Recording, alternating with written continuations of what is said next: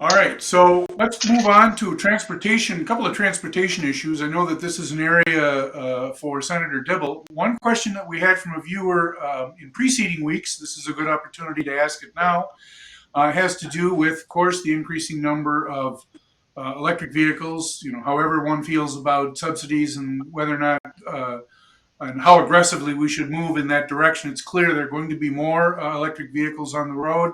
This viewer is concerned that electric vehicles do not, of course, pay any gas tax that is used for road maintenance and things of that sort. And the viewer wants to know, obviously there might not be any immediate action, but is there a long range answer to this question of how do we pay for road infrastructure moving to at least an increasing number of vehicles that are not fueled by carbon? Senator Dibble, your thoughts on that? We'll go around the table. Well, the caller is absolutely right. Electric vehicles have to help pay for the infrastructure, the transportation infrastructure, our road and bridges. They don't pay gas tax, but electric vehicle owners do pay license tab fees, and they pay motor vehicle sales tax. And those amounts, because most electric vehicles cost substantially more than other cars, actually more than make up for what they would have paid in gas taxes. However, that excess that's paid into the Highway User Tax Distribution Fund, that's constitutionally dedicated fund, paid for with gas tax, license tab fees, and motor vehicle tax. And like I said, electric vehicles pay two of those in greater amounts that come to more than what lesser priced vehicles pay. But that increase goes away after the car is 10 years old.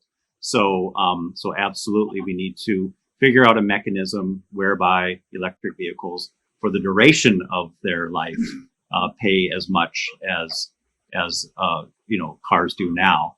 And there's a number of ways we can do that. We can do that through increasing tab fees. One idea that just came up yesterday was these batteries are very heavy, so they have a little bit more wear and tear on the road. So maybe have a weight factor, or mechanisms like that help. Like gas tax. Maybe there's a fat tax or a fee on the electricity they use. Those kinds of things. But before people get too upset, keep in mind electric cars at present account for 1 or 2% of all vehicles on the road. Hopefully that'll more soon. But the gas tax, tab fee, license, motor vehicle sales tax, those are the workhorses of our road and bridge system. Representative McDonald, your thoughts on this? Yeah, I get that question posed to me quite often as well. I would submit that license tab fees and the tax on the vehicle when they purchase it. Senator Dibble said that they do pay their fair share, if you will, for that. But I think it has to be a user tax, and I like the idea, Senator Dibble, as much as I don't like the idea of an added tax. Because we are one of the highest tax states in the nation on personal income tax, sales tax, and corporate tax. In some areas, we're the top in the nation and not even competitive with our neighboring. But we do have to pay for our roads and bridges. I drive a Tahoe, so I pay plenty in tax and gas driving down here from Delano to St. Paul. But it has to be a user tax by those who drive electric cars, and perhaps the tax of their electricity.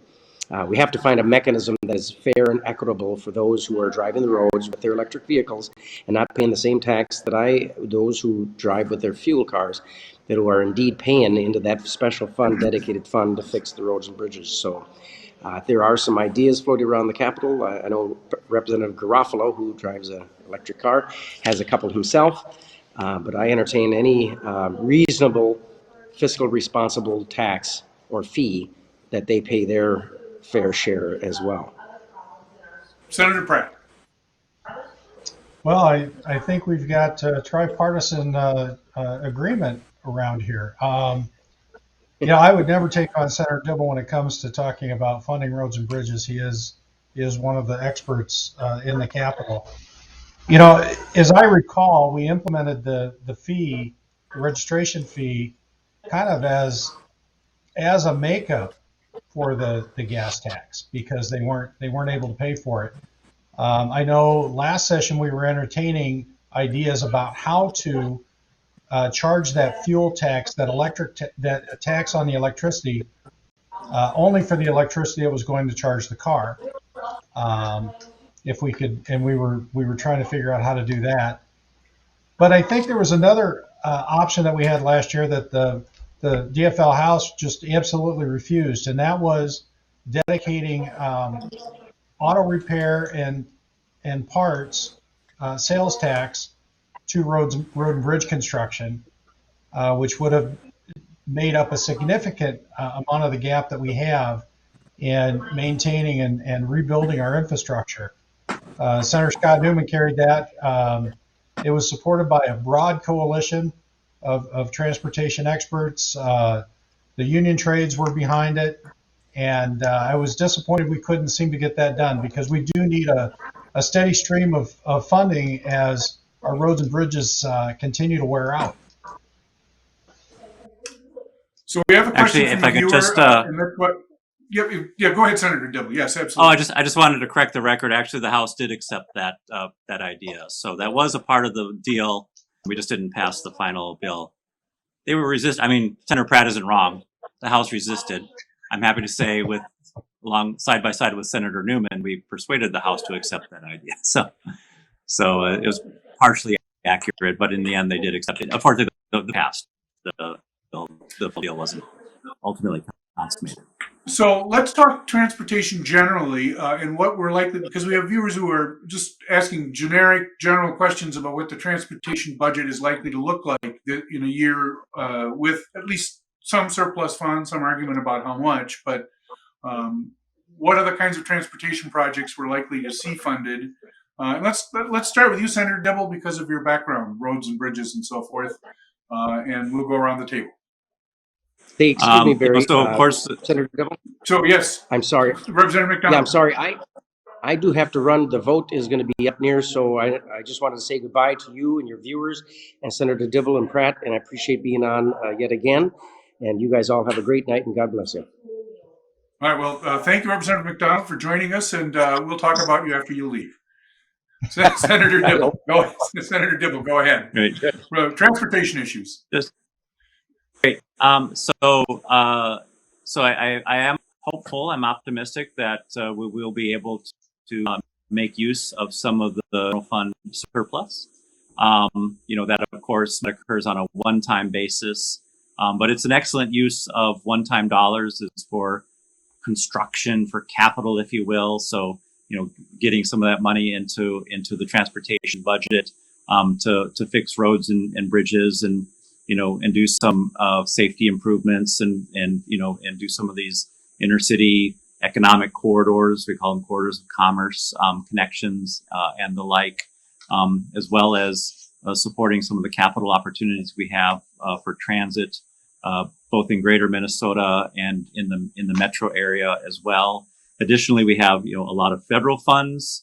We have the IIJA, the large infrastructure package that was passed at the federal level that represents about $7 billion coming to the state over the next 5 years or so, and making sure some of that is going to require a state match, and some of that also comes to the state on a competitive discretionary grant basis, and so we have to be competitive for those grants, and that's the opportunity to electrify our transportation system, to make sure that transportation is built in a way that seniors and students and people from all walks of life, communities of color, low income folks have access to jobs and other opportunities, and so just a lot of opportunity there. In the metro area, what a lot of people don't know is that we're actually so all the transportation, even though we have a surplus that's in the general fund, the transportation sources I just cited for our highway user tax distribution system, as well as transit in the metro area, those sources are all in decline. And in transit in the metro area, we actually haven't been funding it adequately with state sources. People don't know that the LRT that we keep hearing about, that's actually funded with taxes from the county. And that's not really that's not at all a state funded project. And so the state sources that fund our transit system are we're coming up on a cliff, and we're going to pretty much have to dismantle the bus system, the regular route, scheduled service, just the normal bus system, unless we actually raise some funds in the metro area to keep it afloat. And of course, we know that we're going to have an increased population. We need to add to our transit system, so we probably need to put a little bit of more money on the table. And then, all the transportation sources for our roads and bridges. We have a 70-year-old roadway system that we continue to fall further and further behind on. And so we need to figure out if we're going to raise some dollars to support that over the long haul or not. Senator Pratt, general transportation issues and funding questions. Well, Senator Dibble, I thought explained it very well. And, I actually want to commend Senator Dibble for passing probably one of the few bipartisan bills that we've passed this session, and in putting money forward in matching funds for the infrastructure bill. It's really going to help all of our counties, all of our districts, in doing the very important infrastructure for repairing roads and bridges. We all have our own unique interest. Mine is Highway 169. We've got the last stoplight between Champlin and St. Peter, and it's becoming a real safety hazard, both for commercial and residential traffic. But it's also, as Senator Dibble mentioned, with corridors of commerce, important for getting our agricultural product to the ports of Savage. We can find a lot of common ground in helping to rebuild our infrastructure, because that's maybe the one thing I hear, regardless of whether I'm in my district or somebody else's district, that we have. As far as transit, I do think we need to rethink our transit model. More and more of our jobs are moving out to the suburbs, but we still have a transit system that's very hub and spoke from outside Minneapolis going into the city. And so we've actually had some success with a pilot bus line running from the Mall of America to Shakopee, bringing people to Amazon and Certainty and all of our hospitality venues. And we're hoping that we can continue to find ways to support our businesses in the suburbs, and not just because we're seeing more work from home. We're seeing more businesses trying to save money by moving out to the suburbs, and we're just seeing growth in the suburbs, quite honestly.